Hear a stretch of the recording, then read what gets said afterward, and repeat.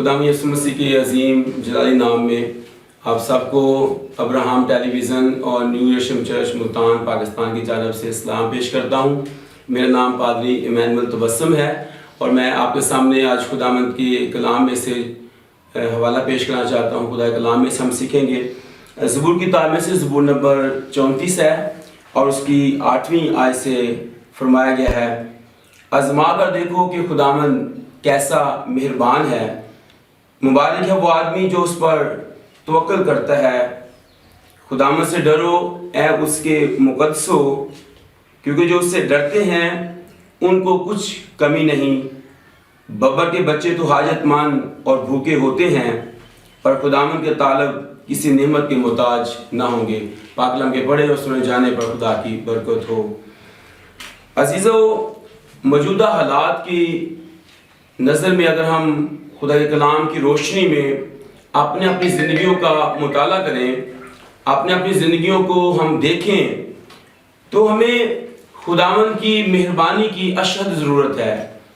اگر ہم زبور 48 کو جب ہم پڑھتے ہیں اور اپنی پرستش میں ہم گاتے بھی ہیں کہ تیری ہیکل دے وچ کیتا تیری رحمت دھیان، یعنی خدا کی جو مہربانی ہے، خدا کا جو فضل ہے، خدا کا جو ترس ہے، اس پر ہمیں غور کرتے ہیں۔ جب ہم اس کو سیکھتے ہیں، اس بات کو کہ خدا کی جو مہربانی ہے، خدا کا جو پیار ہے، وہ انسان کے لیے کس قدر ہے۔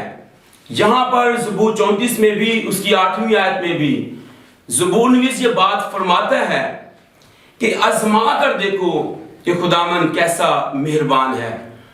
جب موسیٰ نے خداوند سے کہا کہ خداوند میں تجھے دیکھنا چاہتا ہوں، خداوند نے کہا کوئی مجھے دیکھ کر زندہ نہیں رہ سکتا، پر تو پہاڑ پر آنا اور میں تیرے پاس سے گزروں گا اور میں اپنے دائیں ہاتھ سے تجھے چھپائے رکھوں گا، اور جب میں گزر جاؤں گا تو پھر تو میری بیک دیکھے گا۔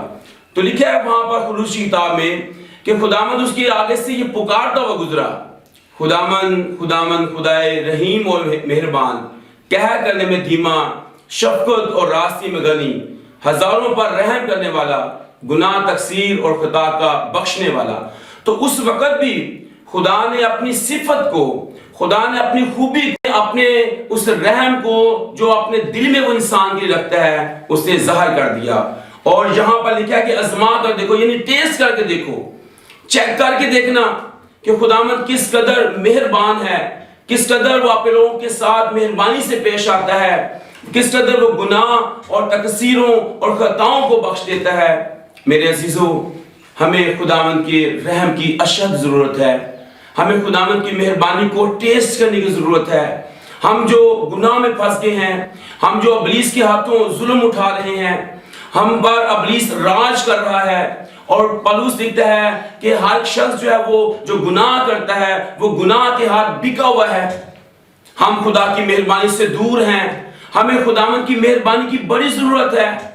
اور خدا کے کلام میں پولس لکھتا ہے رومیو خط میں کہ کیا تو سمجھتا نہیں ہے کہ خدا کی جو مہربانی ہے تجھے توبہ کی طرف مائل کرتی ہے۔ میرے عزیزو، خدا کی مہربانی ہمیں اپنی طرف بلاتی ہے، خداوند کا جو ترس ہے وہ ہمیں اپنی طرف کھینچتا ہے، وہ ہمیں بلاتا ہے۔ اس نے بعد ازل میں آدم کو بھی بلایا، یہ اس کا ترس اور رحم اور اس کی مہربانی کی اعلی صفت تھی۔ اس نے آدم کو پکارا، اے آدم تو کہاں ہے؟ آدم چھپا، آدم سمجھا کہ شاید خدا غضبناک ہے، وہ سمجھا شاید خدا قہر اور غصے سے بھرا ہوا خدا ہے۔ لیکن میرے عزیزو، آج میں آپ کو خوشخبری دینا چاہتا ہوں کہ خدا بڑا مہربان ہے، خدا بڑا رحیم خدا ہے، خدا جو ترس سے بھرا خدا ہے، خدا جو محبت کرنے والا خدا ہے۔ خدا نے آدم کو اپنے ترس کی بدولت، خدا نے آدم اور حوا کو اپنے رحم اور اپنی مہربانی کی بدولت، خدا کے کلام میں فرمایا گیا ہے، چمڑے کے کرتے پہنائے۔ اس بات کی ضرورت نہیں تھی، وہ سمجھ رہے تھے کہ ہم پتے جو ہیں وہ ہمارے پاس، وہ سی کر ہم لنگیاں بنا لیں گے۔ لیکن میرے عزیزو، ہم دیکھتے ہیں کہ ان کے لیے وہ ناکافی تھے، جب دھوپ لگی تو وہ سوکھ گئے۔ خدا نے اپنے ترس اور اپنی مہربانی اور اپنے رحم کی بدولت ان کو ایسے کپڑے پہنائے، ان کو ایسا لباس پہنایا، ان کو ایسی کرم کر کے ان کو ڈھانپ لیا، ان کے گناہ کو، ان کے ننگے پن کو۔ یہ ترس اور رحم ہی تو ہے۔ تو خدا کے کلام میں لکھا ہے، آزما کر دیکھو خدا کیسا مہربان ہے، مبارک وہ آدمی جو اس پر توکل کرتا ہے۔ ہمیں اپنی گناہ آلودہ فطرت میں، ہمیں اپنی کمزوری کے اندر، ہمیں اپنی ناتوانی کے اندر، ہمیں اپنی بے چارگی کے اندر خدا کی اشد ضرورت ہے۔ اس پر ٹرسٹ کرنے کی ضرورت ہے، اس پر یقین رکھیں کہ خدا مجھے گناہ سے نکالے گا، خدا مجھے اس کمزوری سے نکالے گا، خدا مجھے اس کیچڑ میں سے نکالے گا، خدا مجھے اس دلدل میں سے نکالے گا، خدا میرے ننگے پان کو ڈھانپ دے گا۔ میرے عزیزو، یہ خدا کے کلام کی صداقت ہے، یہ خدا کے کلام کی قدرت ہے۔ یہ بتاتا ہے خدا کا کلام کہ کس قدر اس کے کلام کی جو قدرت ہے ہماری زندگیوں کے اندر کام کر رہی ہے، اور ہمیں اس پر توکل کرنے کی ضرورت ہے۔ اگر ہم اس وقت ننگے ہو چکے ہیں گناہ کے سبب سے گندے ہو چکے ہیں، ہمارے لباس جو ہیں وہ پھٹ چکے ہیں، ہماری حالت مجھ سے بیٹے کی سی ہے، تو یاد رکھیں کہ کس قدر مجھ سے بیٹے کو اس کے باپ نے اپنے گلے سے لگا لیا، کس قدر اس نے اس کو چوما، کس قدر اس کے لیے لباس، کس قدر اس کے لیے جوتی اور انگوٹھی کا انتظام کیا۔ تو یہ ہمیں ظاہر کرتا ہے کہ خدا آج بھی ترس اور رحم اور پیار سے بھرا خدا ہے۔ یوسف کے باپ نے اس بات کو دیکھا، جب دور سے دیکھا کہ میرا بیٹا آ رہا ہے، تو لکھا کہ وہ ترس سے بھر گیا، وہ پیار سے بھر گیا۔ آج بھی جب ہم خدا کی حضوری میں جاتے ہیں، گناہ کی حالت میں ہوں، کمزوری کی حالت میں ہوں، اس وقت بھی وہ ہمیں قبول کر لیتا ہے۔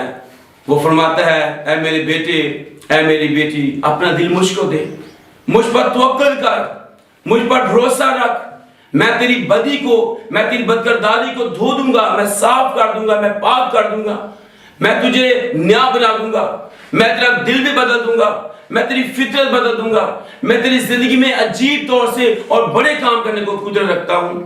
تو کلام کہتا ہے، مبارک وہ آدمی ہے جو اس پر توکل کرتا ہے۔ ہم اس بات میں مبارک ہوں گے اگر ہم اپنے خداوند پر توکل کریں کہ وہ مجھے بچانے اور چھڑانے کی قدرت رکھتا ہے۔ آگے فرمایا گیا ہے، خداوند سے ڈرو اے اس کے مقدسو، کیونکہ جو اس سے ڈرتے ہیں ان کو کچھ کمی نہیں ہے۔ ہمیں پھر کسی چیز کی کمی نہ ہوگی۔ جن چیزوں کے پیچھے، دنیا کی چیزوں کے پیچھے ہم بھاگ رہے ہیں، یہ ہمارے پاس ہوں گی۔ یہ بڑے خزانے خداوند کے پاس ہیں، وہ بڑے خزانے وہ ہمیں عطا کر دے گا، ہمیں دے دے گا۔ تو کلام کہتا ہے ہمیں کچھ کمی نہ ہوگی۔ زبور 23 میں بھی زبور نویس اسی بات کا ذکر کرتا ہے، خداوند میرا چوپان ہے، مجھے کمی نہ ہوگی۔ بے شک جب خداوند چوپان ہے، جب خداوند رہنما ہے، جب خداوند ایالی ہے، جب خداوند بھیڑوں کا اچھا چرواہا ہے، جب وہ سردار گلہ بان ہے، تو پھر ہمیں کمی نہ ہوگی۔ خدا اسلام کے وسیلے سے ہم سب کو برکت بخشے، آمین۔